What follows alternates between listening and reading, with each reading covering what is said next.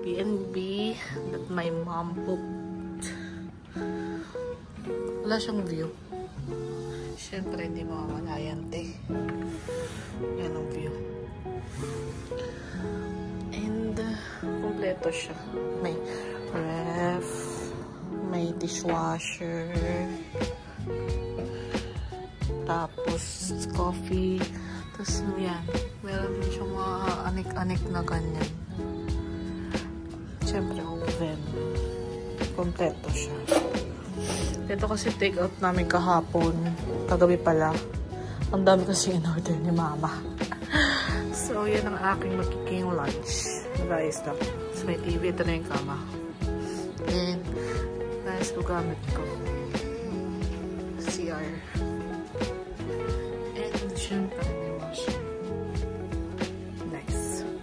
Binook ni mami to sa booking.com.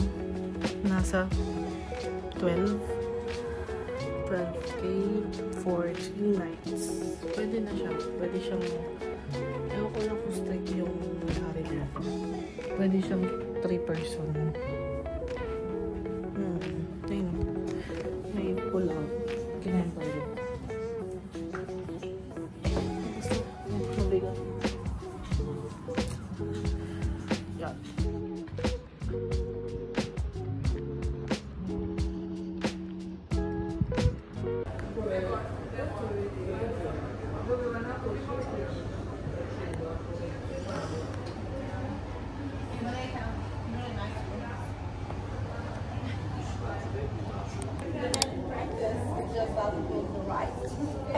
Because you have to pick to tidy it up.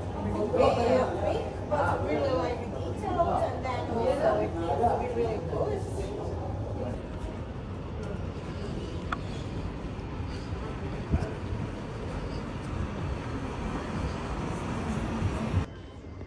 Lagi, kita nyo yun. Oh my god. Waiting lang sa bus. Number 10. Ito yung Brigham. Yan. On the way para mag-inarte. Outfit check. Ito pinili ko sa medyas. Dun sa baba, Bloms yung name niya. Ang cute, diba? Heart. Tapos syempre.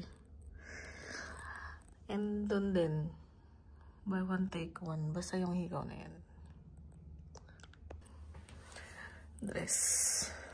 Tsaka New Balance.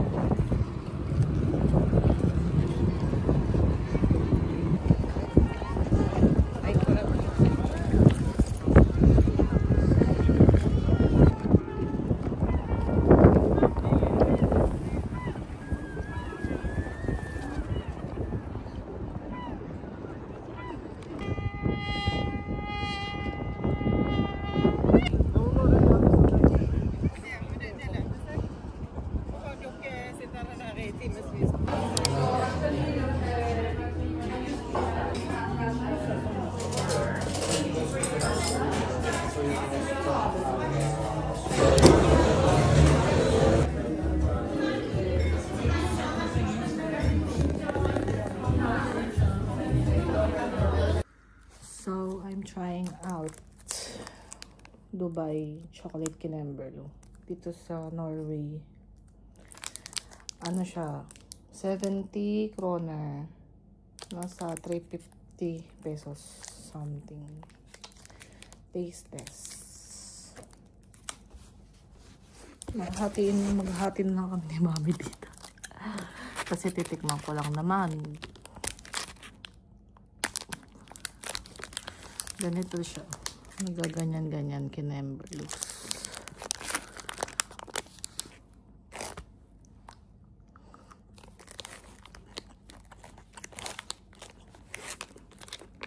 May kalasa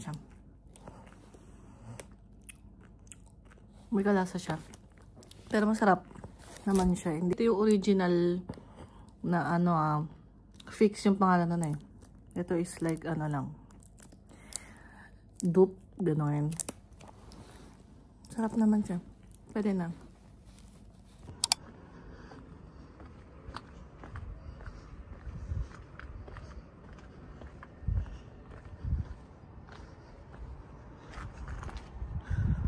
Para ako nasa loob ng Enchanted Kingdom. Alam niyo, puro bahay doon.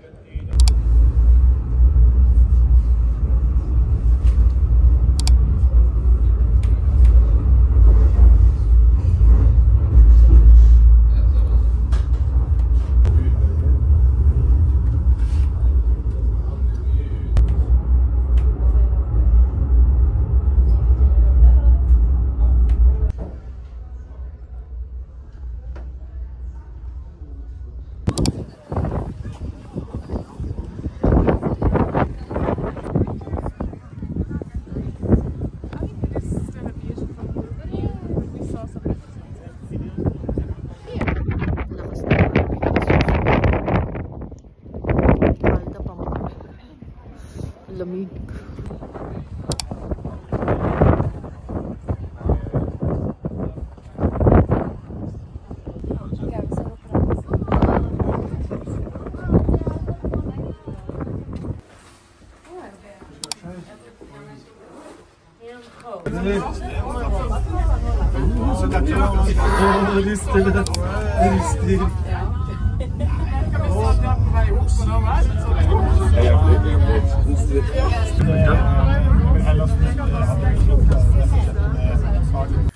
So, dahil ako'y nagbuto, I bought boiled in a bag rice. So, nasa 170 pesos ang isang kilo nito. Ito siya. Papakuluan. Ewan ko lang kung safe to. Pero gutom na ako. Isipin ko ba safe ako kung gano'n? Hindi ko lang kung tama yan. Tapos magluto kong bacon. This. Total nito, ito is 35. Tapos ito 20 something. 25, gano'n. So, itong dalawa. Ito kasi libre lang eh. Ayun, may mga kanin pala dyan. Sayang. Anyway. So, 67 kroner. So, nasa 350 plus. Ignore. Luto na. Binoil ko lang siya ng mga 16 minutes. Pero hindi ako nag-timer. Let's see kung anong lasa niya or kung matutuwa ba ako or hindi. Yes. So, good morning. I'm going to cook my lunch, breakfast, brunch. Etong chicken na to. Since, kailan pa ba may bumili ng mami nito? Thursday pa. Kasi si mama, ang OA bumili ng manok. Ang in-order ko, 10-piece chicken. Kasi nga, alam ko magugutom ako kasi meron ako. Ay, si mama din, bumili din 10 pieces. Kaya ito, kakainin ko na yung last. Ang pirasan ko. 4-piece chicken. And, of course, the boil-in bag rice. Dinay ko siya kagabi. Okay naman siya. Dapat lang ma-super duper drain well ko lang siya after. Tsaka ito, super madami na rin to. Mukha lang siyang konti pero ang dami niya nang naluluto. So, inaantay ko lang mag-boil yung pinapakuluan ko. Yan, ang kalat. Nakikita niyo ba yung kalat ko? Yes, kalat era. Tatamad pa ako maglinis kasi bukas naman ako aalis. Kaya, yun. It's Sunday today. Ang plano ko lang talaga is magmuni-muni lang dun sa may around. Hindi ko alam kung lake yun eh. Or fountain Kinemberlo. Pero wala kasi siyang fountain kahapon. Kasi pag Sunday, close ang mga malls and other shops na like shopping area. Ang meron ng mga kainan. Tapos maaga pa magsasara. Kaya let's go! Outfit for today. Sayad na pantalon.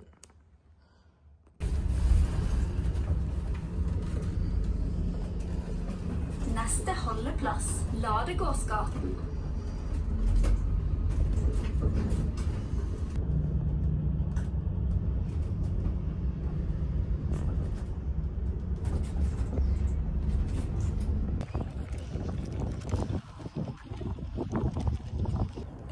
Just chilling with my corn dog and tea. Nasa 99 kroner itong dalawa. Naka sila. Ang tawag doon? Naka-sale.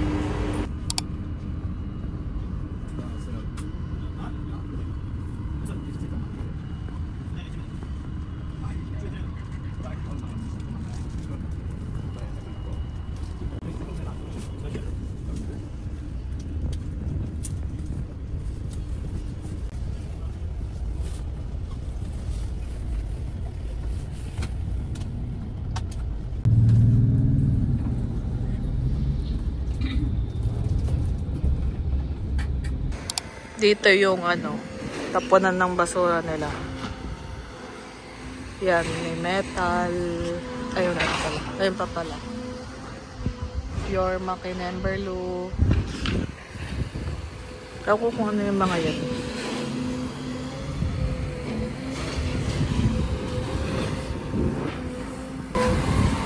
Tapos ito yung parang dump site nila. Yan, kasi segregate.